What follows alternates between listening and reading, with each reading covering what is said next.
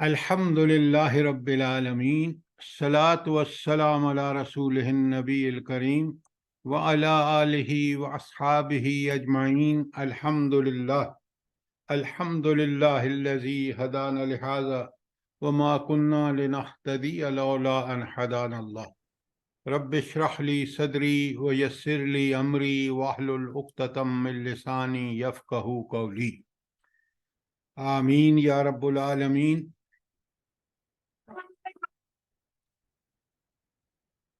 ہم نے سورہ یونس ختم کی ہے۔ میری آپ سے گزارش ہوگی کہ اس کو اپنے زیر مطالعہ رکھیں، اور جب بھی کوئی آپ کو مشکل پیش آئے تو میرا موبائل نمبر آپ کے پاس ہے، مجھے کال کر کے آپ سوال کر سکتے ہیں۔ میں انشاءاللہ آپ کو جو سمجھ میں آیا ضرور جواب دوں گا۔ آج ہم نے سورہ ہود شروع کرنی ہے۔ قرآن کو جب سمجھ کے پڑھیں گے نا تو آپ کا دل اور دماغ، عقل وہی کے تابع ہو جائے گی۔ یہی مومن کا کرنے کا کام ہے کہ وہ اپنی عقل، سوجھ بوجھ سب چیزیں جو ہیں وہ اللہ کی امانت سمجھتے ہوئے ان کو اس طرح کرے، استعمال کرے جس طرح اللہ تعالیٰ چاہتے ہیں۔ اللہ تعالیٰ یہی چاہتے ہیں کہ اس نے ہمیں عقل ضرور دی ہے تاکہ ہم چیزوں کو دیکھ سکیں، پرکھ سکیں، لیکن جہاں تک اللہ تعالیٰ سے تعلق کا معاملہ ہے، دنیاوی زندگی کی حقیقت کیا ہے، آخرت کیا ہے، ہم کہاں سے آئے ہیں، کہاں جائیں گے، کب ہم بہتر انسان بنیں گے، کب ہمارا انجام اچھا ہوگا، کب انجام برا ہوگا، یہ اسی وقت ہوگا جب ہم قرآن اور سنت کے مطابق زندگی گزاریں گے۔ اس لیے کہ رب العالمین نے ہمیں ہمارے اوپر بڑا احسان فرمایا ہے۔ نمبر ایک، اس نے ہمیں ان پوری کائنات میں اشرف المخلوقات بنایا ہے، اور اشرف المخلوقات ہم جب ہوں گے جب اس کے بندے بنیں گے۔ تو اس نے وہ ساری صلاحیتیں دینے کے بعد کمال اپنے فضل و کرم سے ہمیں قرآن کی ہدایت کامل سے سرفراز فرمایا۔ تو اگر اس سے تعلق ٹوٹا قرآن اور سنت سے، اور عمل کو اللہ تعالیٰ کے حکم کے مطابق نہ ہوا، دنیا میں بھی ذلت اور آخرت میں بھی۔ اور اگر اس قرآن کے مطابق زندگی ہوئی تو دنیا میں بھی اور آخرت دونوں میں انشاءاللہ کامیابی، کیونکہ اللہ نے خود گارنٹی دی ہے اس بات کی۔ سورہ یونس سورہ ہود جو ہے، بڑے غور سے سنیے، بہت اہم بات ہے کہ جب یہ نازل ہو رہی تھی نا، اچھا اس کا زمانہ نزول جو ہے وہ مدینے کا آخری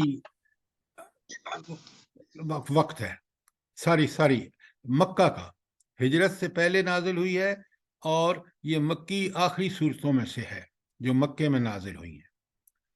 اب بڑے غور سے سنیے، اس کے بارے میں ایک بڑی مشہور حدیث ہے، آپ نے ضرور سنی ہوگی، اور وہ یہ ہے کہ حضرت ابوبکر صدیق رضی اللہ تعالی عنہ جو تھے نا، وہ ایسے صدیق یار تھے نبی کریم صلی اللہ علیہ وسلم کے کہ ان کی نظر رہتی تھی نبی کریم صلی اللہ علیہ وآلہ وسلم پر ہر وقت۔ تو انہوں نے آپ سے گزارش کی کہ یا رسول اللہ، میں دیکھتا ہوں کہ آپ بوڑھے ہوتے جا رہے ہیں۔ اچھا، اب ظاہر آدمی بوڑھا اس وقت جلدی ہوتا ہے جب اس پر بہت پریشانیاں اور تکلیفیں اور مصیبتیں ہوں۔ تو حضور نبی کریم صلی اللہ علیہ وآلہ وسلم نے جواب دیا کہ مجھے سورہ ہود اور اس کی دوسری جو اخوات ہیں، انہوں نے مجھے بوڑھا کر دیا ہے۔ یہ کیوں کہا نبی کریم صلی اللہ علیہ وآلہ وسلم نے؟ آپ میں سے کوئی بتا سکتا ہے مجھے کہ سورہ ہود ایسی صورت ہے کہ جس نے نبی کریم صلی اللہ علیہ وآلہ وسلم کو پر بڑھاپا طاری کر دیا؟ ساری صورت میں بہت زیادہ قوموں کی عبرتناک انجام بتائے گئے۔ تو پھر کیا ہوا؟ اس سے ہمیں بھی عبرت پکڑ ملتی ہے۔ اور میں نے سوال دیکھیں، آپ سوال کو فوکس میں رکھا کریں۔ نبی کریم صلی اللہ علیہ وآلہ وسلم نے کیوں فرمایا کہ مجھے ہود نے بوڑھا کر دیا ہے؟ सूरत हूद और उस जैसी। सवाल का जवाब दिया करें। सर इसके मजमून की वजह से, आखिरत और क़यामत के तस्वुर की वजह से। तो सारी सूरतों में है। सर लेकिन अस्सलाम वालेकुम सर, मुझे ये महसूस होता है कि शायद हुजूर सल्लम को ये था कि ऐसा लग रहा है कि अल्लाह ताला अब अजाब का फैसला कर चुके हैं और उनको वेरी ये डर गुड, था, ये खौफ था। Very good, very good doctor साहबा। ये क्यों अल्लाह ताला ने क्यों हुजूर नबी करीम सल्लल्लाहु अलैहि वसल्लम ने क्यों इस खदशे के तहत इतना उन पर खौफ तारी था कि उनकी सेहत जो है बुढ़ापा तारी होने शुरू लगा? क्यों? सर आपने इसलिए कि जवाब उनके, बिल्कुल ठीक दिया, लेकिन वजह क्या है? जी इस सर, सूरत में क्या चीज है सर जिसने? क्योंकि इंजार है ना सर, बहुत तनबीह और इंजार का देखिए, पहलू बहुत कुरान नुमायां सारा है। इंजार से भरा हुआ है डॉक्टर साहबा। तब तबशीर उनके लिए। देखें, कुरान का एक सबसे बड़ा मकसद ये है कि अल्लाह ने रसूल और कुरान इसलिए भेजा कि लोगों को बता दो, अगर तुम इस कुरान पे अमल करोगे तुम्हें खुशखबरी है दुनिया और आखिरत दोनों की, और अगर इस कुरान को छोड़ दोगे तो सुन लो इंजार, तंबीह, वार्निंग कि फिर जिल्लत से तुम्हें कोई बचा नहीं सकेगा। और तारीख का फैसला देख लें, पूरी तारीख उठा के देख लें, मुसलमानों को उरूज जब मिला जब उन्होंने इस कुरान और सुन्नत को फॉलो किया। तो हुजूर नबी करीम सल्लल्लाहु अलैहि वसल्लम के बूढ़ा होने की वजह ये सूरत इस वजह से थी कि जब 6 कौमों का बयान आया तो वो बयान ये था कि जिन लोगों ने सारे अंबिया की, हर नबी की ज़िंदगी में एक ही चीज़ सामने आती है, और ये है अगर तुमने इस नबी पर ईमान लाया तो तुम्हें अल्लाह ताला दुनिया और आखिरत की बशारतें हैं तुम्हारे लिए, और अगर तुमने इसको इनकार किया मोहलत तुम्हें ज़रूर मिलेगी लेकिन तुम्हारा अंजाम बड़ा खौफनाक होगा, तुम तबाही और तुम्हारा मुकद्दर होगी। ये वो इबरतनाक अंजाम था, और नबी करीम सल्लल्लाहु अलैहि वसल्लम समझ रहे थे कि अब मेरी कौम का बिल्कुल यही अंजाम होने वाला है, क्योंकि मक्के में आपने 13 साल जब ये सारा उनके सामने कुरान को बयान किया और वो मुस्तकिल उनका तर्ज अमल वो था, वो उन गाफिल कौमों की तरह था, उन मुकज़्ज़ब कौमों की तरफ था जिनको अल्लाह ताला ने तबाह बर्बाद किया। तो नबी करीम सल्लल्लाहु अलैहि वसल्लम को हर आन खटका लगा रहता था कि ये अजाब ना आ जाए। ये है वो तफसील जिसका अब आप सवाल करें अगर कोई चीज समझ नहीं आई तो। ये बात क्लियर हो गई? जी सर, जी सर, बिल्कुल क्लियर हो गई, जी। जज़ाकल्लाह। अच्छा, अब हम खुद जब पढ़ते वक्त आपको देखना है, यकीन माने, बड़े गौर से सुने, आज हम भी बिल्कुल उसी हालत में हैं जहां वो मुकज़्ज़ब कौमें थी कि अल्लाह का कुरान महफूज तरीन शक्ल में हमारे पास, और इसकी रूबरदानी की इंतहा कर रहे हैं हुक्मरान और दीगर मुतवम्मल तबके,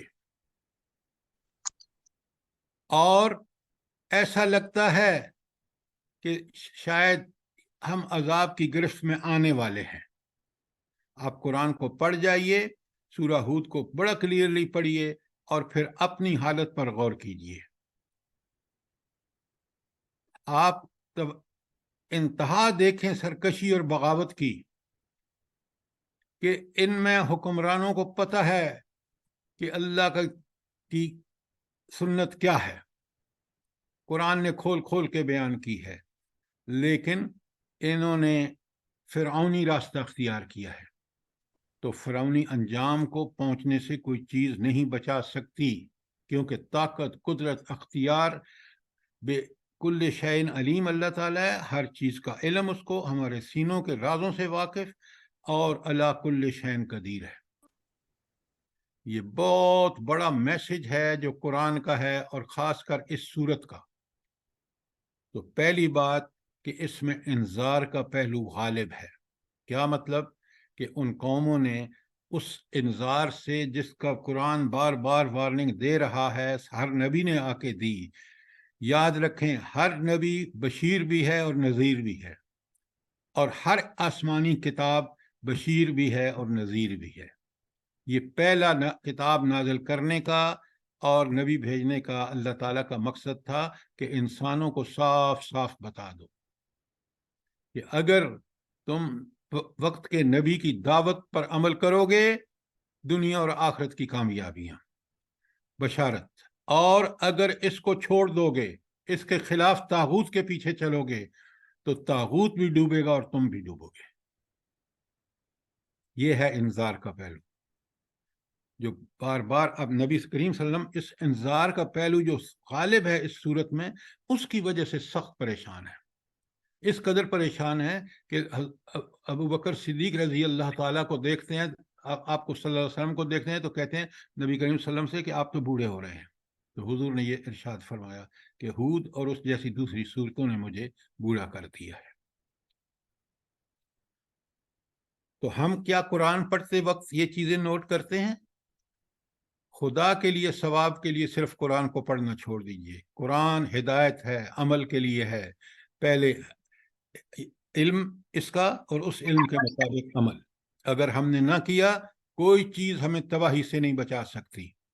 دنیا کی ذلتیں آپ دیکھ رہے ہیں، امت مسلمہ جتنی سنیں کعبۃ اللہ کا امام یہ فتویٰ دے، اس کو یہ بھی نہیں پتا کہ اس کعبۃ اللہ کی مسجد کا امام حضور نبی کریم صلی اللہ علیہ وآلہ وسلم تھے۔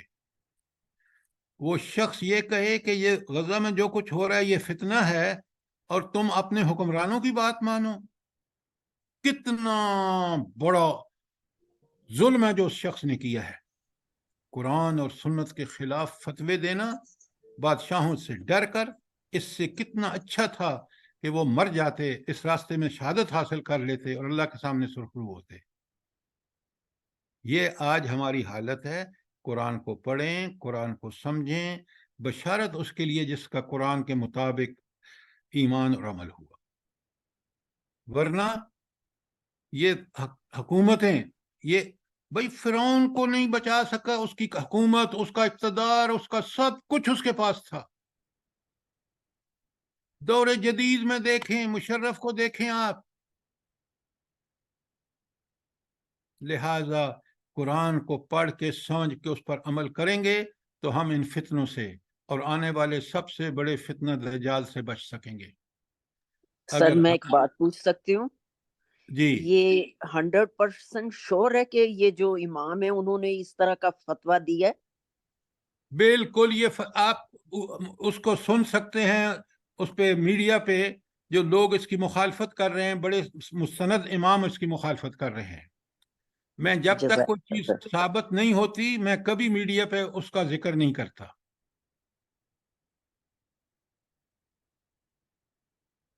اگر آپ کے پاس کوئی ثبوت ہے تو مجھے بتا دیں کہ اس کی کوئی تردید آئی ہو۔ سر تردید کی ہے ایک آدمی نے، پتہ نہیں وہ کون تھے، انہوں نے تردید کی ہے۔ وہ بھی انہی جیسا بندہ ہوگا، ورنہ خود امام کعبہ سے تردید آنی چاہیے۔ جی سر، یہ واقعی صحیح بات۔ تو پھر غلط بات آپ نہیں کیا کرے نا۔ حکمران اپنے جو تائید کرنے والے نمائندے ہوتے ہیں انہیں کو منتخب کرتی ہے، لیکن ان جن کو منتخب کیا ہے ان کا ایمان، وہ امام وہ اس کو چھڑا لے گا وہ حکمران قیامت کے دن؟ چلیں اب اس تمہید کے بعد آپ دیکھیں، پہلے سب سے پہلے یہ جو اس کی پہلی 6 آیات ہیں نا وہ قرآن مجید کے بارے میں ہے۔ اچھا، اب اگر آپ سے میں ایک سوال کروں، دیکھیں یہ فہم قرآن میں بڑی اہم بات ہے۔ مجھے ایک بات بتائیں، سورہ بقرہ کس سے شروع ہو رہی ہے؟ قرآن سے۔ حروف مقطعات؟ نہیں، حروف مقطعات تو ایک سٹائل تھا اس وقت کا۔ سر ذالک الکتاب، کتاب سے، کتاب، یہ کتاب پکڑو۔ اور یہ جو سورہ فاتحہ نمبر 1 پہ الحمدللہ رب العالمین الرحمن الرحیم مالک یوم الدین، صفات الہی، یہ صفات الہی کا کہاں سے ملے گا آپ کو فہم؟ جلدی بتائیں۔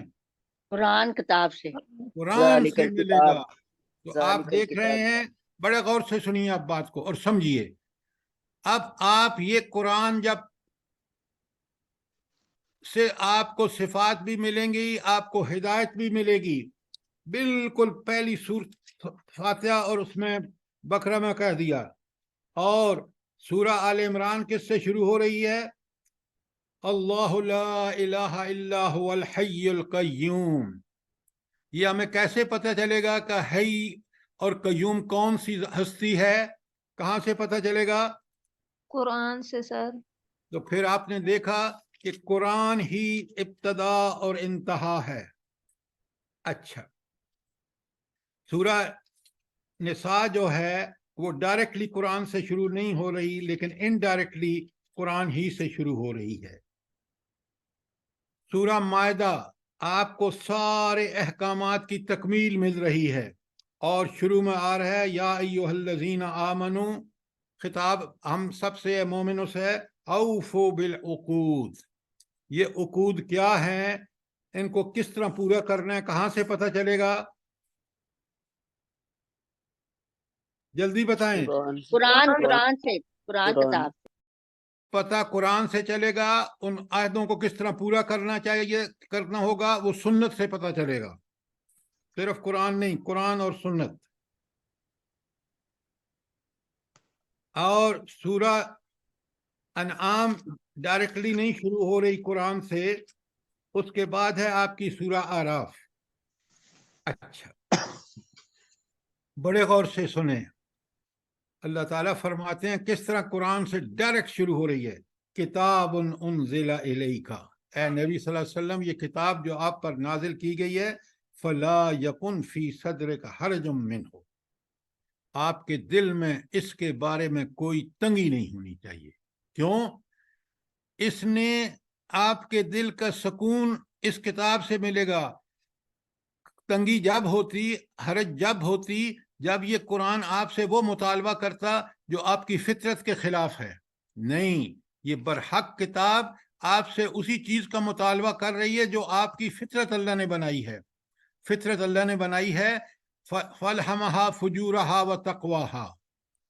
تو اس کو نیکی اور بدی کی پہچان بھی رکھ دی, اور نیکی کو پسندیدہ اور برائی کو ناپسندیدہ بنا دیا, اسی کا عمل. تو اس میں کوئی تنگی نہیں ہے. لا ریب فی سے شروع ہوئی ہے, آپ نے سورہ بقرہ میں دیکھا. آپ دیکھ رہے ہیں قرآن کس طرح بار بار ہمارے سامنے لایا جا رہا ہے, اور ہمیں یہ بتایا جا رہا ہے کہ لوگوں اس قرآن کو پکڑ لو, یہی بشارت ہے تمہارے لیے. سورہ 8 انفال اور سورہ توبہ, یہ دونوں کس کے احکامات ہیں اس میں سب سے زیادہ؟ جہاد و قتال کے سر. جہاد و قتال کے. یہ ہوئی نا بات. اور پھر اس کے بعد آپ دیکھیں, یہ بھی قرآن بتائے گا آپ کو. آگے سورہ یونس میں اللہ تعالیٰ فرماتے ہیں تلک آیات الکتاب الحکیم. اللہ اکبر. قرآن کیا ہے؟ کیا ہے قرآن؟ کتاب الحکیم. کتاب الحکیم ہے. Very good, very good. یہ حکمت سے بھری ہوئی کتاب ہے. واللہ دنیا کی کوئی کتاب میں اس طرح حکمت نہیں ہے کہ جس کے لفظ لفظ, آیت آیت اور آیت کے ٹکڑوں سے, ایک ایک آیت کے ٹکڑوں سے حکمت ٹپکے. میں اس لیے آپ کو بتا رہا ہوں کہ میں نے انجینئرنگ پڑھی ہے اور پڑھائی ہے,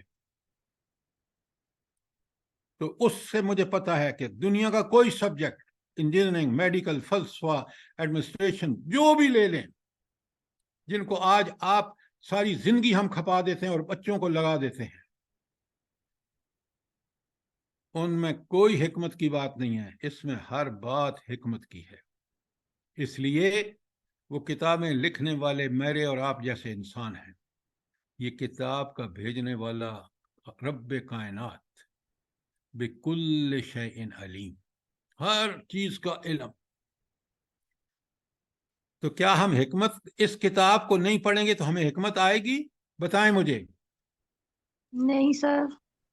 آپ دیکھ لیں, آپ کے حکمران ہوں, آپ کے ججز ہوں, کس قدر دنیا کے سامنے ہم لافنگ سٹاک بنے ہوئے ہیں. کیوں؟ ہم نے اس کتاب کی حکمت سے فیصلے نہیں کر رہے. تو آپ نے دیکھا کہ ہم نے اب تک جو قرآن پڑھا ہے اس میں سورتوں کتاب کی اہمیت کس طرح واضح کی گئی ہے. اب آ جائیے آج کی اس سورہ ہود ہم شروع کر رہے ہیں، اور ذرا پین اور کاپی لے لیجئے تاکہ آپ لکھتے جائیں اور چیزیں آپ کو بہت کلیئر ہوں گی. آپ اپنے حصے کا، جو طالب علم اپنے حصے کا کام کرے، ٹیچر اپنے حصے کا کام کرے، کتاب اور انفارمیشن بالکل ٹو دی پوائنٹ ہو، پھر انشاءاللہ قرآن آپ کو سمجھ میں آئے گا. تو میں کوشش کر رہا ہوں کہ میں اپنے حصے کا کام کروں، آپ اپنے حصے کا کام کریں، تاکہ پھر بات کلیئر ہو جائے. اور انشاءاللہ قرآن کے بارے میں جو انفارمیشن ہوگی وہ پوری کی پوری ہوگی آپ کے پاس. اب آئیے پہلی آیت پڑھتے ہیں. الف لام را حروف مقطعات ہیں. کتاب احکمت آیاتہ، یہ وہ کتاب ہے جس کی آیات محکم کی گئی ہیں. ثم فصلت، پھر ان کی تفصیلات بیان کی گئی ہیں. من لدن، اس ہستی کی طرف سے، حکیم خبیر، جو با حکمت والی بھی ہے اور باخبر بھی ہے. اب ذرا اس پہلی آیت کو، پہلی تو بات ہے کتاب احکمت آیاتہ، اس کتاب کی جو آیات ہیں وہ بالکل محکم، انتہائی محکم سے مراد کیا ہے؟ یہ بالکل مختصر بھی ہیں اور بہت ہی پکی کی گئی ہیں. کس کی طرف سے؟ اللہ تعالیٰ کی طرف سے. اب پہلے تو اس کا مفہوم ہم سمجھیں نا. اب مجھے بتائیں آپ کہ اس کا مفہوم کیا ہے، جلدی بتائیں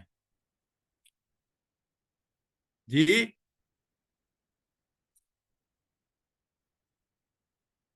یار اس میں کوئی شک نہیں، یعنی یہ ہے اس کا مفہوم. پھر وہی بات، کوئی شک نہیں ہے بھائی. سر محکم کیا، کس لحاظ سے سر محکم؟ سر تمام احکامات جو ہیں وہ حکمت سے بھرپور ہیں اور تفصیل سے نہیں، بیان. بالکل نہیں، بالکل نہیں. احکمت آیاتہ، اس کو بتائیں. آپ جنرل بات کر رہے ہیں. آپ ذرا اپنا کاپی پین پکڑ لیجئے، میں کچھ چیزیں آپ کو بتا رہا ہوں، وہ لکھ لیں اور پھر بعد میں اس کو دیکھیں. اس کا صرف یہ دو کتاب احکمت آیاتہ ایسا ہے. اب بڑے غور سے سنیے. جو پہلے صورتیں نازل ہوئی ہیں نا، جو آخری پارے میں ہیں، اور بلکہ 29واں اور 30واں پارے میں، وہ صورتیں ہیں جو ساری پہلے نازل ہوئی ہیں ابتدائی زمانے میں. ان کو بڑی چھوٹی چھوٹی آیات، بڑی ایسا ہے نا کہ آیت جو ہے نا، اس کے اندر جو الفاظ ہیں، اس کے جوڑنے کا، اس کے اندر معنی کا سمندر، وہ ان کے اندر ایک جادو کا سحر بیان جیسا جادو یہ موجود ہے. یہ کیوں ہے بھلا؟ یہ کیوں ہے؟ دیکھیں نا، آپ کو سمجھ ہونی چاہیے. اب میں سر جی وہ جی وہاں کے جو لوگ، ان میں شاعری بہت زیادہ جو ہے وہ عام تھی.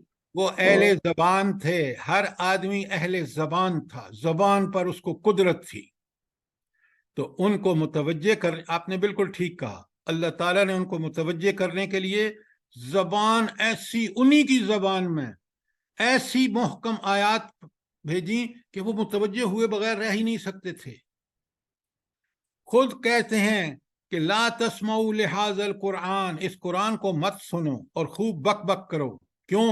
یہ تمہارے دلوں پر اثر چھوڑے گا، اس کی زبان دانی آپ کو گرفت میں لے لے گی. دو آیتیں، دو لفظ میں نے پڑھے ہیں 3 آیت کے، ذرا غور سے سنیں. اللہ تعالیٰ فرماتے ہیں کہ میں نے ایسی محکم، ایسی الفاظ کا چناؤ، ان کو کمپوز کر کے آیت ایسی مرتب کی ہے کہ ایسا اس کے اندر وسعتیں، ایسا جادو بیانی کہیں اور ہو نہیں سکتی. اور یہ جو اپنے آپ کو کہتے ہیں نا یہ ہم اہل زبان ہیں اور یہ باقی گنگے ہیں، ان کو قرآن نے گنگا کر دیا. نمبر 1. نمبر 2، ان پہلی آیات میں اللہ رب العالمین نے سب سے پہلے بڑے اختصار کے ساتھ اشارے کیے ہیں، اور ثم فصلت، پھر ان کو بعد میں جو آیتیں نازل ہوئی ہیں صورتیں، ان میں کھول دیا ہے۔ اب میں آپ کو بالکل مثال سے بات بتاتا ہوں۔ مثلا آپ لکھ لیں، پہلے ہے سورۃ اخلاص، 112 نمبر پر قرآن میں سورہ اخلاص۔ یہ کس کے بارے میں ہے؟ اللہ تعالیٰ کی توحید کے بارے میں۔ توحید کے بارے میں ہے۔ Very good. قل هو اللہ احد، وہ یکتا ہے۔ اللہ کس میں یکتا ہے؟ ذات میں، صفات میں، اپنے حقوق میں۔ اللہ الصمد، وہ بے نیاز ہے۔ لم یلد ولم یولد، نہ اس کی کوئی اولاد نہ وہ کسی کا باپ۔ ولم یکن لہ کفوا احد، کوئی اس کی برابری نہیں کر سکتا، نہ ذات میں، نہ صفات میں، نہ حقوق میں۔ بالکل اختصار کے ساتھ توحید بیان رہی ہے۔ یہ ہے محکم پہلی نازل ہونے والی آیت۔ اب ذرا لکھیں اپنے پاس، جلدی سے لکھیں۔ سورہ توحید جو بیان ہوئی ہے کھول کھول کے، بعد کی آیات ہیں سورہ الانعام، سورہ یونس، سورہ زمر۔ اب بعد میں تفصیل سے آپ سورہ یونس بھی پڑھ چکے ہیں، کس قدر دلائل ہیں توحید کے۔ آپ سورہ انعام بھی پڑھ چکے ہیں، تفصیل ہے توحید کی۔ یہ ہے اس کا مطلب کہ کتاب احکمت آیاتہ، پہلے اس کی آیتیں مستحکم کی گئیں جیسے سورہ اخلاص میں، ثم فصلت، پھر ان کی تفصیل بیان کی گئی بعد میں، جیسے میں نے آپ کو بتایا۔ چلیں ایک اور لکھیں، سورہ فجر ہے 89 نمبر پر قرآن میں، آخری پارے میں ہے۔ اس میں کیا محکم کیا بیان ہوا ہے؟ عاد اور سمود کے واقعات، بڑے اختصار کے ساتھ۔ آیات بھی لکھ لیں تاکہ آپ پڑھیں۔ عاد اور سمود کے واقعات آئے ہیں آیت 6 تا 9 میں۔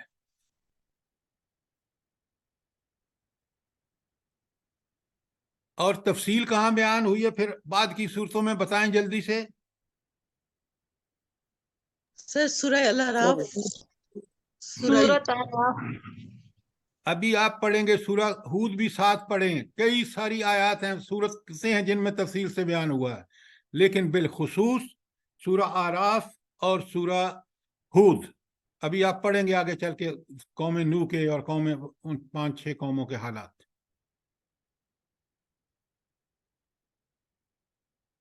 تیسرا واقعہ اللہ تعالیٰ نے اشارہ کیا ہے سورہ فجر میں، یہ بھی 89 نمبر سورت ہے قرآن میں، آخری پار کے سورہ فجر۔ بڑے اختصار کے ساتھ قرآن نے بیان کیا ہے فجر کی 10 تا 14 میں۔ یہ تو ہو گیا نا اشارہ اس واقعے کی طرف۔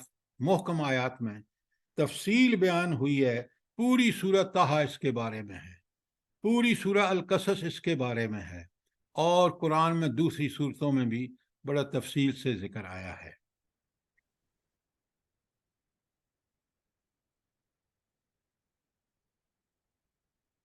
ٹھیک ہو گیا؟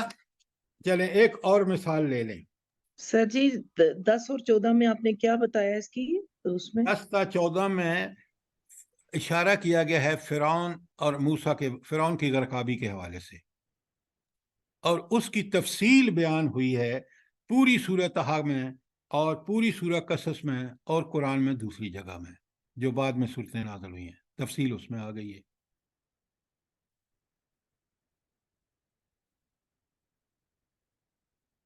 بات کلیئر ہے؟ جی سر۔ نہیں پوری تفصیل سے کلیئر ہے یا نہیں؟ آیت کو میں سورہ نے شورہ میں بھی آیا۔ جی سر۔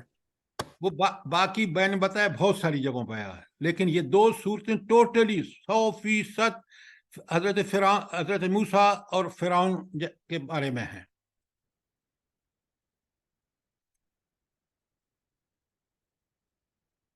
سورہ غاشیہ 88 نمبر پر ہے، یہ بھی آخری پارے کی صورت ہے۔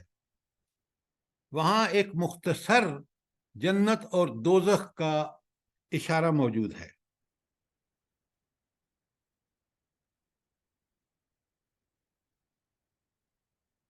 لیکن اس کی تفصیل کہ جنت اور دوزخ کا پورا نقشہ جو آپ کو ملتا ہے وہ سورہ واقعہ میں ملتا ہے، پوری سورہ واقعہ، اور سورہ رحمان کی آیات 35 تا 38۔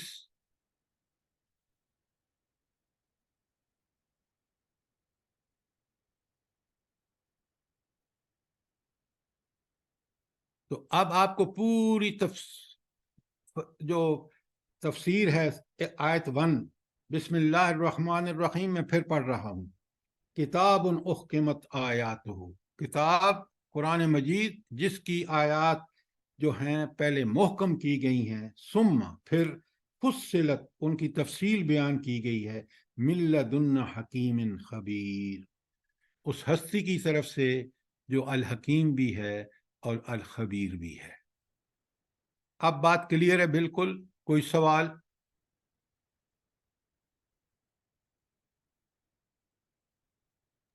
جی سر۔ صرف جی سر کہنے سے نہیں، واقعتاً آپ کو پوری طرح جس طرح آیت کھلی ہے تفسیر سے، اس کا پورا مفہوم آپ کی سمجھ میں آ گیا ہے؟ جی سر بالکل صحیح ہے۔ آگے سر یہ محکم میں یہ جو اللہ نے حد نافذ کی ہوئی ہیں سزا کی، وہ بھی تو بیچ میں شامل ہوتی ہیں نا؟ دیکھیں آپ بالکل سارے کا دال دلیہ کر دیتے ہیں۔ آیت کے اندر محکم سے مراد پہلی آیات ہیں اور مفصل سے مراد ہے بعد کی آیات، یہ تو ہو گیا اس کا محکم۔ اب جو آپ فرما رہے ہیں کہ حج کے احکام وہ محکم ہیں، وہ اللہ کے حکم ہے، وہ فرائض میں سے داخل فرائض ہیں۔ وہ بات سمجھ آئی نہیں آئی آپ کو؟ آج کے فرائض عمران سورہ آل عمران کی آیت نمبر 7 میں بھی جو بات آیت بیان کی گئی ہے، ثم یحکم اللہ آیاتہ واللہ علیم حکیم، اس سے کیا مراد ہے؟ کس اس بات سے بھی یہی مراد ہے؟ کس کی بات کر رہے ہیں؟ سورہ آل عمران کی آیت نمبر 7 میں بیان کیا گیا ہے نا، قرآن کریم کی بعض آیات محکم ہیں اور بعض دوسری متشابہ ہیں۔ اب وہاں بالکل اس کا مفہوم سنے غور سے، قرآن کی وہ آیتیں جو بالکل ایک ہی ان کا معنی ہو سکتا ہے، نبی کریم صلی اللہ علیہ وسلم اور صحابہ اور صحابیات نے اس کا ایک ہی معنی لیا ہے، وہ ہے محکم۔ اور جس میں مثلاً اللہ تعالیٰ کا ہاتھ قرآن میں آیا ہے، اللہ تعالیٰ کا تخت آیا ہے، وہ متشابہ ہے، اس میں پوری طرح مفہوم واضح نہیں ہے، تو وہاں محکم اور اس کا متشابہات کا یہ مطلب ہے۔ متشابہات ملتی جلتی کو بھی کہتے ہیں۔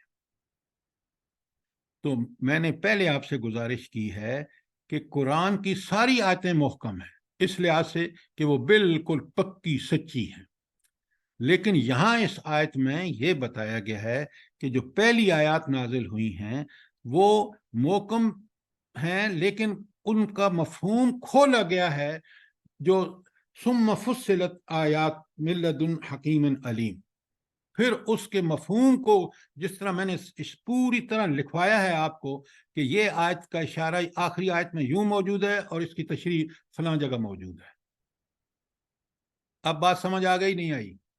سر آپ ہمیں پی ڈی ایف بنا کے بھیج دینا یہ محکم اور آیاتوں کی، اور جو اس کی کیا میں اسی پہ بیٹھا رہوں؟ میرا اور کوئی کام نہیں ہے؟ سر محکم پھر اور ہم آیات اس کو پرنٹ کروا لیں سمجھ گے، آ گیا پرنٹ ہمیں، کروا لیں ٹھیک گے ہے۔ سر۔ آپ دیکھیں، مجھ سے وہ اپنا کام مجھ سے نہ کرائیں، اسٹوڈنٹ اپنا کام کرے گا اس کو سمجھ آئے گی، کک بک سے کوئی نہیں سمجھتا۔ جب آپ بات بیان ہو سمجھیں، نہیں سمجھ آئی سوال کریں، نوٹ اپنے بنائیں۔ آپ مجھ سے اپنا کام کیوں، اسٹوڈنٹ کا کام کیوں کرانا چاہتے ہیں؟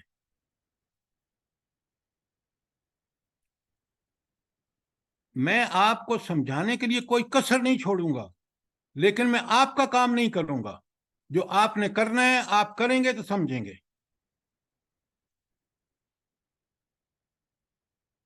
بات کلیئر ہے؟ جی سر بالکل سمجھ۔ سر اس پہ ذرا روشنی ڈالیں گے کہ سر یہ اس کی کیا حکمت تھی اللہ کی کہ پہلے اس کو صرف مختصر بیان کیا پھر اس کے بعد تفصیل سے؟ جی ڈاکٹر صاحبہ، آپ کو میں نے بتایا ہے کہ عرب جو تھے ان کو زبان پر بڑا ناز تھا، اور وہ شروع میں ان کو متاثر ہوتے ہی زبان سے تھے، تو اللہ تعالیٰ نے پہلے ان کی زبان میں ان کو متوجہ کرنے کے لیے وہ آیتیں صورتیں نازل کیں کہ جن کی آیات زبان کا ایک بہت بڑا عجوبہ تھی۔ اس طرح جب وہ متوجہ ایسے ہوئے کہ خود کافروں کو، جو اس کا منکر تھے، جو نبی کریم صلی اللہ علیہ وسلم، وہ کہتے لا تسمعوا لہذا القرآن، اس قرآن کو مت سننا، وجہ کہ یہ اتنا زبردست کلام ہے کہ یہ آپ کو متوجہ کر کے اور اپنی بات سننے پر مجبور کر دے گا۔ سر جی ایک بات کر سکتی ہوں؟ جی حکم۔ جی سر جی، جب علی رضی اللہ عنہ نے جو پائے کا شاعر تھا جس کا خانہ کعبہ کے اندر جا کر تو سارا وہ لگایا جاتا تھا ان کی شاعری، تو اس پر آپ علی رضی اللہ عنہ نے ان آتینا کل کوثر لکھ کے لگائی، تو جب وہ شخص آیا اور اس نے پڑھا تو اسے کہا کہ ما ھذا کلام البشر، کہ کسی انسان کا کلام نہیں ہے۔ یہ تھا قرآن سے ان کا، قرآن کی طرف متوجہ ہونا اور اس کی اثر انگیزی کا ثبوت۔ تو ڈاکٹر صاحبہ، اس نے جو ہے اللہ تعالیٰ نے پہلے ماحول تبلیغ کا، دعوت کا اللہ تعالیٰ نے کریٹ کیا، جب یہ ہو گیا پھر لوگ متوجہ ہو گئے اور ان کو قرآن کی زبان کا مزہ لگ گیا، پھر اللہ تعالیٰ نے کیونکہ قرآن کتاب ہدایت ہے، ہدایت کے لیے ان کی تفصیلات پھر جس طرح میں نے آپ کو لکھوائی ہیں بیان کر دی۔ اب بات کلیئر ہے؟ جی سر، جزاک اللہ۔ اچھا، اب چلیے بڑے غور سے سنیے اور اٹینٹیو رہیے۔ اللہ تعبدوا الا اللہ، دوسری آیت کا پہلا ٹکڑا ہے کہ اللہ، خبردار رہو، کان کھول کے سنو، لا تعبدوا، ہرگز عبادت نہ کرو، الا اللہ، سوائے اللہ کے کسی دوسرے کی، نہ پرست و پوجا کرو، نہ اس کی اطاعت کلی کرو، نہ اس کی غلامی کرو۔ یہ جو چار الفاظ ہیں اللہ تعبدوا الا اللہ، اس میں اس کا اگر مفہوم میں آپ کو بتاؤں تو یہ پوری قرآن مجید کا بنیادی پیغام یہی ہے۔ کمال دیکھیں ذرا قرآن کا، چار الفاظ میں پورے قرآن کا ایک جو بنیادی مقصد ہے کہ سارے لوگ کس کی عبادت کریں؟ اللہ کی۔ میں کیوں کہہ رہا ہوں کہ یہ بنیادی پیغام ہے؟ آپ پڑھ لیں سورہ، اس میں پیچھے پڑھ کے آئیں آراف، ہر نبی اپنی قوم سے کیا کہتا ہے آ کے؟ یا قوم اعبدوا اللہ ما لکم من الہ غیرہ، بالکل اس چار الفاظ اس کا خلاصہ ہے۔ پھر بڑے غور سے سنیے، اللہ تعالیٰ قرآن میں فرماتے ہیں کہ سورہ ذاریات کی آیت 56 ہے، وَمَا خَلَقْتُ الْجِنَّ وَالْإِنسَ إِلَّا لِيَعْبُدُونَ، میں نے جنوں انس کو اپنی عبادت کے لیے پیدا کیا۔ کیا مطلب؟ اب ان کو ساری میں نے وسائل، ذرائع، صلاحیتیں سب دے کر انسانوں کو دنیا میں اعلیٰ ترین مقام دے دیا، لیکن اس کا کام کیا ہے؟ اس کا ڈیوٹی یہ ہے کہ وہ پوری زندگی میں کام اس طرح کرے جس طرح میں نے بتایا ہے، تاکہ وہ اس کی عبادت شمار ہو جائے۔ تو لہٰذا یہ چار الفاظ پورے قرآن کی بنیادی جو پیغام ہے، میسج ہے، اس کا یہ خلاصہ بیان ہو گیا۔ اچھا، کوئی سوال اس ٹکڑے پر؟ آگے چلتے ہیں۔ اننی لکم منہ نذیر بشیر، بے شک میں تمہارے لیے، تمہارے پاس آیا ہوں اللہ کا نذیر بن کر اور اللہ کا بشیر بن کر۔ یہ پھر سن لیں بڑے غور سے، یہ قرآن بھی بشیر و نذیر ہے، یہ نبی کریم صلی اللہ علیہ وسلم اور سارے انبیاء بشیر اور نذیر ہیں۔ ایک ہی بات آ کے مطالبہ کر رہے ہیں۔ اللہ کا پیغام اس مطالبے میں کیا ہے کہ اللہ تعالیٰ اس کو بشارتیں دیتا ہے جو ان ہدایات جو قرآن بتا رہا ہے، نبی صلی اللہ علیہ وسلم کر کے دکھا رہے ہیں، اگر تم کرو گے تمہارے لیے بشارت ہے، دنیا میں بھی کامیابی اور آخرت میں بھی۔ انبیاء کی پوری سیرتیں دیکھ لیں، ان کے عمل اعمال دیکھ لیں، اور جو لوگ اس کی مخالفت کریں گے، میں اللہ تعالیٰ فرماتے ہیں میں دنیا میں مہلت ضرور ان کو دوں گا، لیکن یہ نوٹ کر لیں، یہ میری وارننگ ہے، یہ میرا انذار ہے ان کو کہ دنیا میں ذلیل و رسوا ہوں گے اور آخرت میں جہنم کے مستحق ہوں گے۔ یہ ہے نذیر اور پہلا تھا بشیر۔ قرآن اور تاریخ دونوں اس پر گواہ ہیں۔ آج اپنے اس نام و نہاد مسلمان امت کا حال دیکھ لیجئے، دنیا کی ذلتیں دیکھ لیجئے اور ہماری سرکشی اور بغاوت دیکھ لیجئے۔ طاغوت پرستی کی انتہا پہ ہیں اور ذلتوں اور پستیوں کی بھی انتہا پر ہے۔ تاریخ گواہ ہے، مجھے آپ کو کوئی مثال دینے کی ضرورت نہیں، آپ اپنی آنکھوں سے دیکھ سکتے ہیں۔ بات کلیئر ہے؟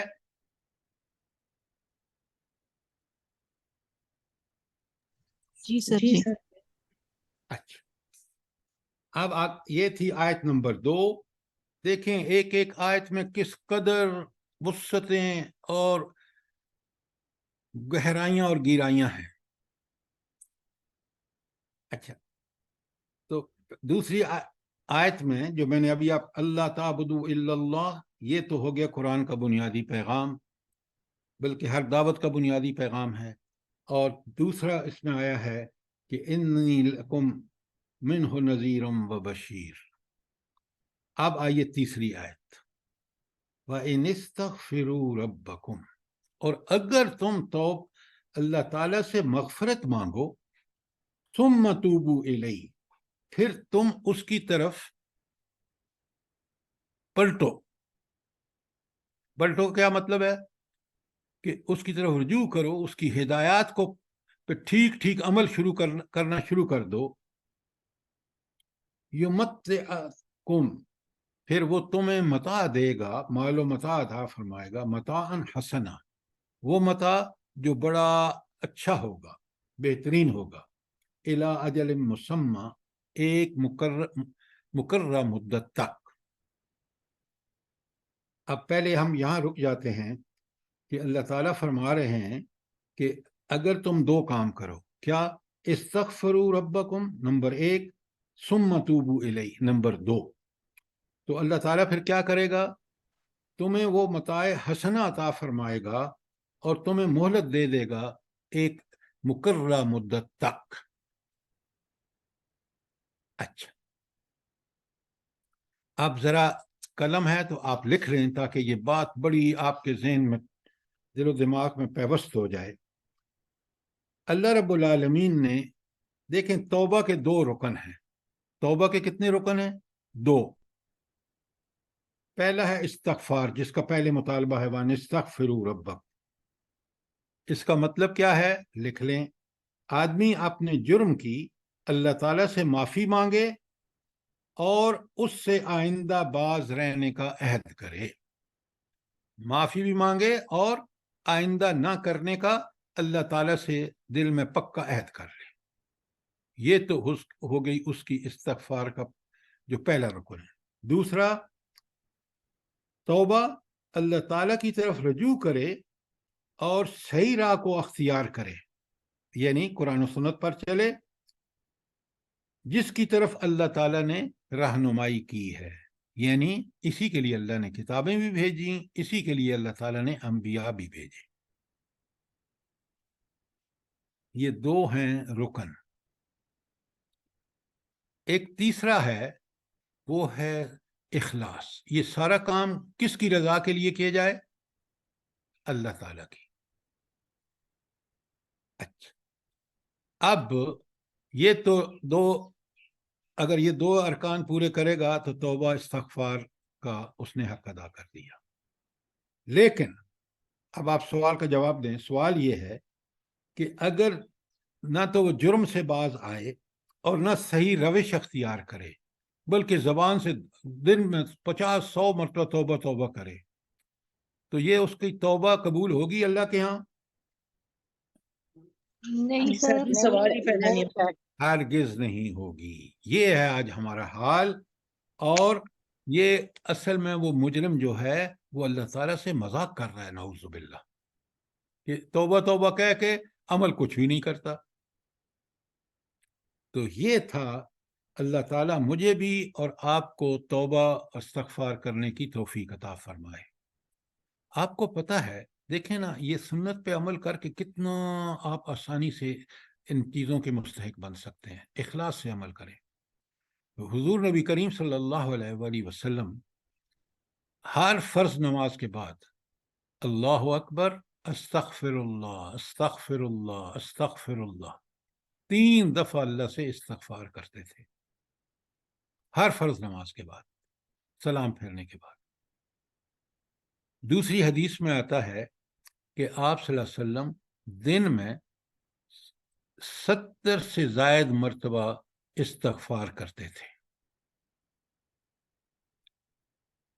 آپ تو گناہوں سے مکمل اجتناب کرتے تھے، رسول اللہ، آپ اللہ کے رسول تھے، لیکن وہ سب ہماری رہنمائی اور ہدایت کے لیے ہے۔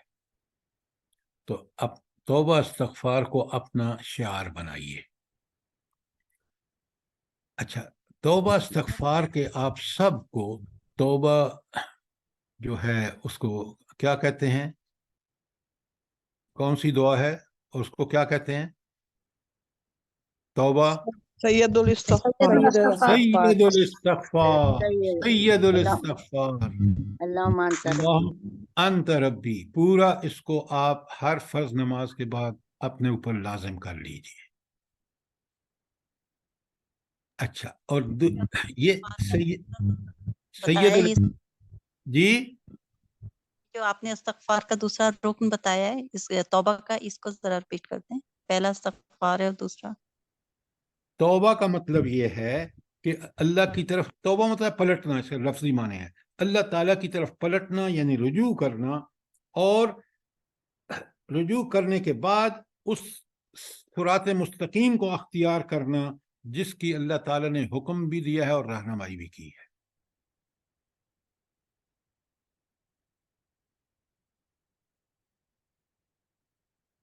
اب اگر آیت نمبر 3 میں رہیے آپ، وَإِنِ اسْتَغْفِرُوا رَبَّكُمْ ثُمَّ تُوبُوا إِلَيْهِ يُمَتِّعْكُمْ مَتَاعًا حَسَنًا۔ یہ متاعًا حسنہ کیا ہے؟ کل میں نے بتایا آپ کو بڑی تفصیل سے۔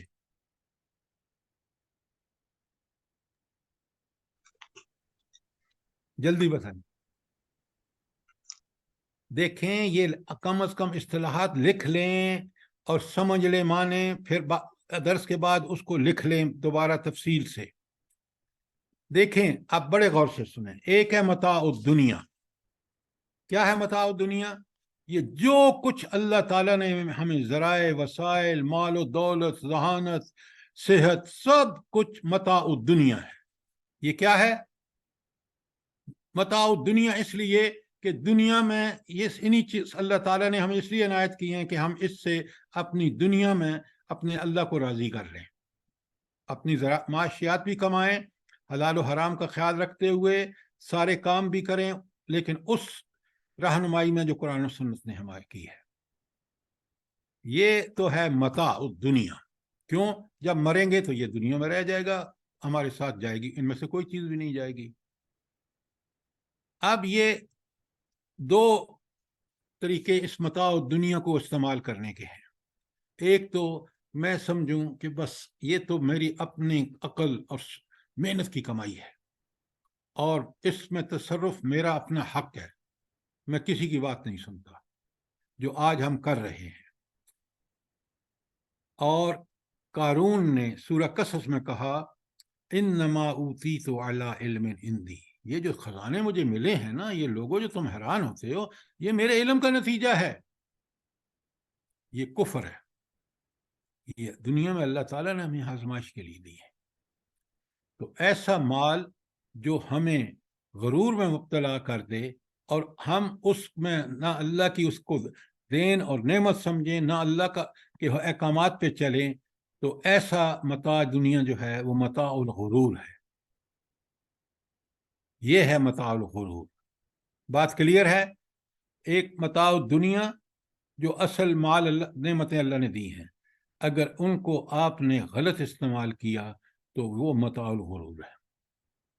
اور اس کا بالکل الٹ کہ ان نعمتوں کو اللہ تعالیٰ کا احسان سمجھ کر ان کو اس طرح خرچ کرنا، اس طرح استعمال کرنا جس طرح اللہ نے حکم دیا ہے، تو یہی متاع الحسنہ بن جاتا ہے. تو متاع الغرور اور متاع الحسنہ اور متاع دنیا آپ کو سمجھ آ گیا؟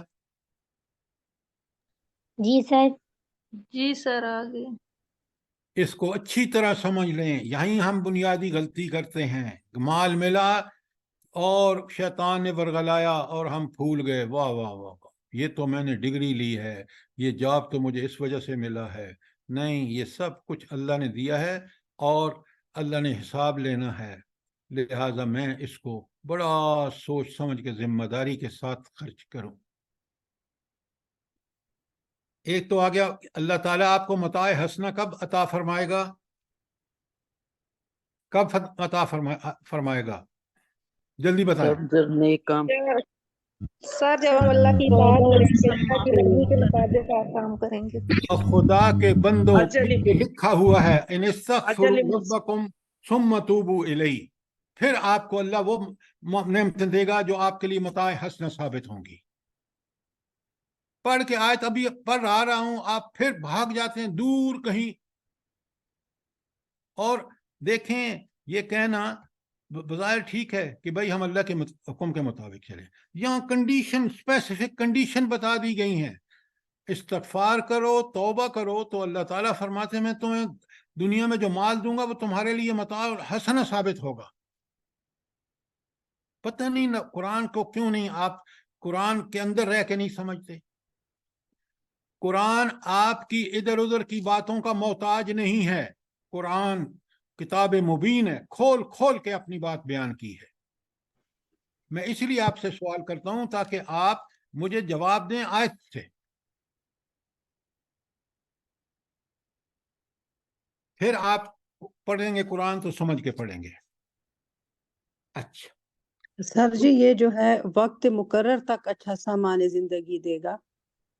ہاں میں بتاتا ہوں نا آپ کو. ابھی وہ میں نے ابھی شروع، متاع الحسنہ تو سمجھ آ گیا نا آپ کو. جی جی. اب آئیے دوسرا کام، یہ متاع حسنہ کب تک ملے گا؟ الی اجل مسمی.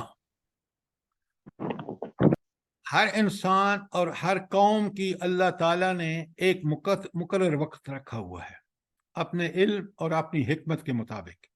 جب کوئی قوم تباہ وہ ہوتی ہے، برائی کی انتہا کر دی، اللہ اس کو تباہ و برباد، اس کے اجل مسمی ختم.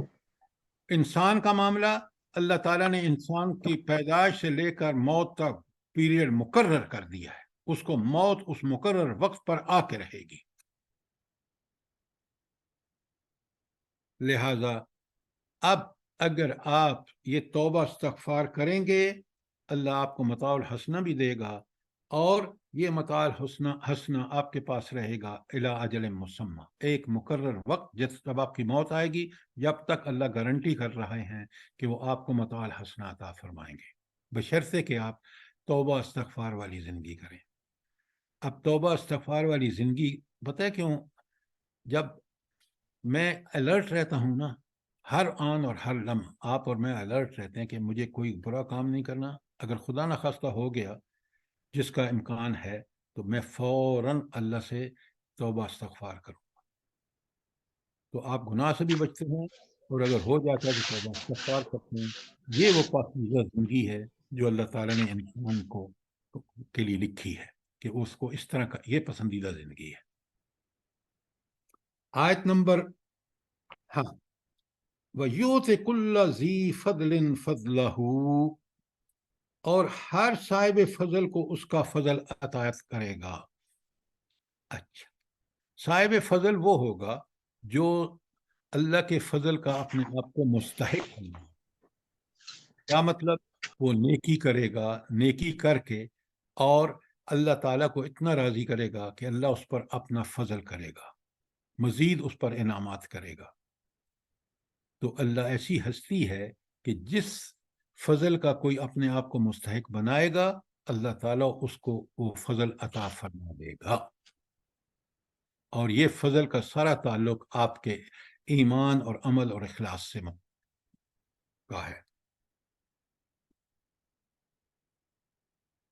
وَإِن تَوَلَّوْا، اچھا یہ جو یہاں تک ہم نے پڑھا ہے نا، وَإِن اسْتَغْفِرُوا رَبَّكُمْ سے لے کر ذِي فَضْلٍ فَضْلَهُ، یہ بشارت ہے۔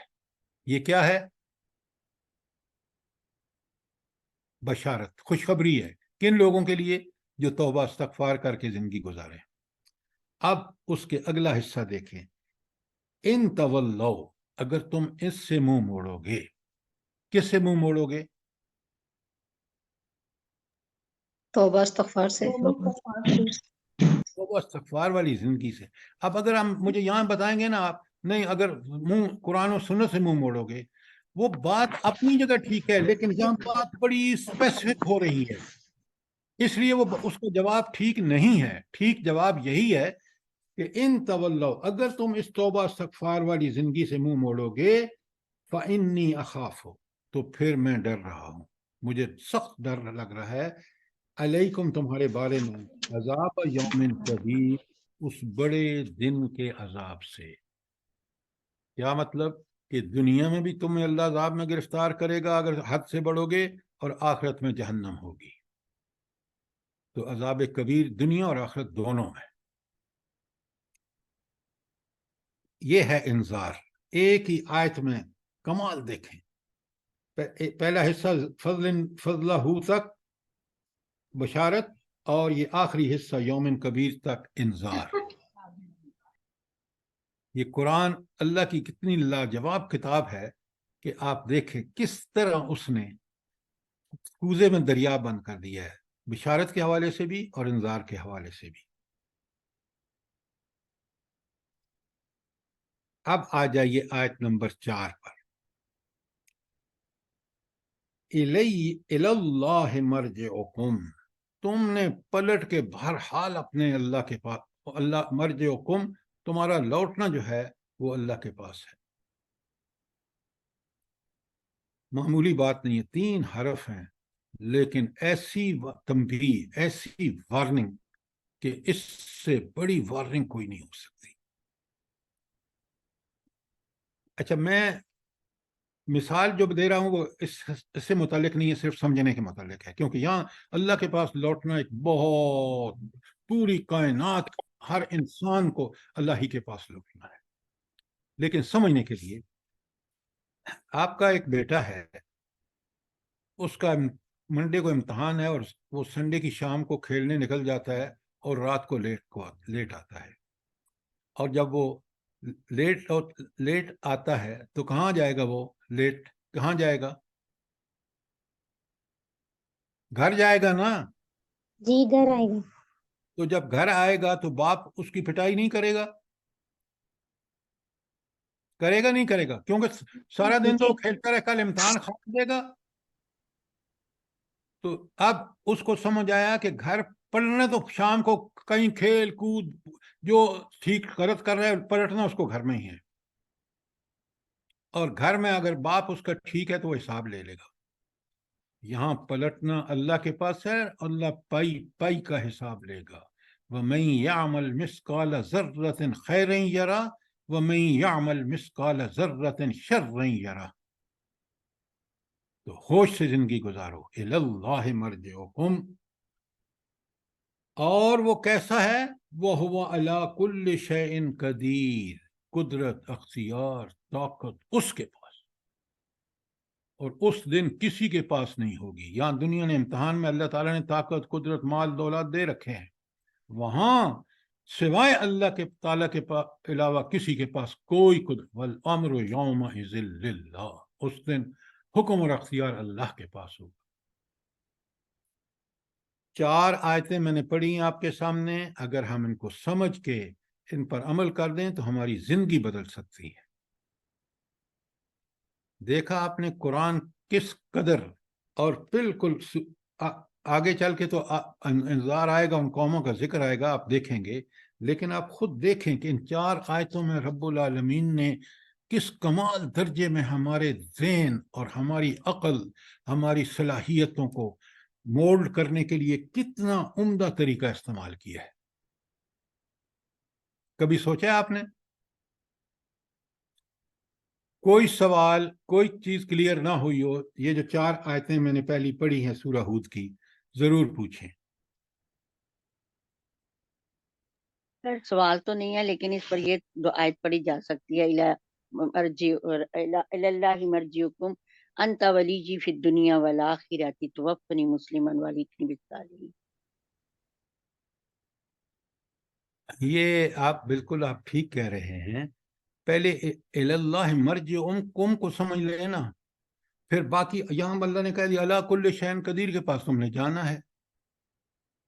تو زندگی میں جس کو اس پر یقین ہے وہ اللہ کا بندہ بن کے رہے گا. کوئی سوال، کوئی چیز کلیئر نہ ہوئی ہو. سر سر یہ اللہ کے یہ جو فضل آخری سر یہ اللہ کے فضل سے مراد یہاں پہ اللہ کا دیدار بھی ہو سکتا ہے آخرت؟ یہاں وہ آخرت کی آخری بات ہے، جنت میں جانے کے بعد. یہاں بتایا جا رہا ہے کہ جو تمہیں دنیا میں نعمتیں مل رہی ہیں اور تمہیں اللہ کا فضل تم پر ہو رہا ہے، وہ اللہ کا فضل جو صحیح معنی میں متاع الحسنہ کی شکل میں آپ کو ملے گا جب آپ نیک توبہ استغفار والی زندگی گزاریں گے. جتنے توبہ استغفار کر کے گناہوں سے بچیں گے مکمل اور نیکیاں کریں گے، اتنے آپ اللہ تعالیٰ کے فضل کے مستحق ہوں گے. تو یہاں فضل دنیا کی زندگی سے مشروط ہے کس پر؟ ایمان اور عمل صالح کی بالکل انتہا پر، کہ اس کے مطابق کریں گے تو آپ اللہ کے فضل کے اقتدار ہوں گے کہ وہ آپ کو ایکسٹرا عنایات کرے دنیا میں بھی اور آخرت میں بھی. تو پہلے دنیا ہے، پھر آخرت ہے.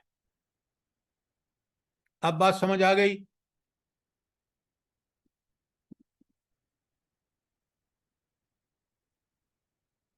جس نے سوال کیا جواب کیوں نہیں دے رہے؟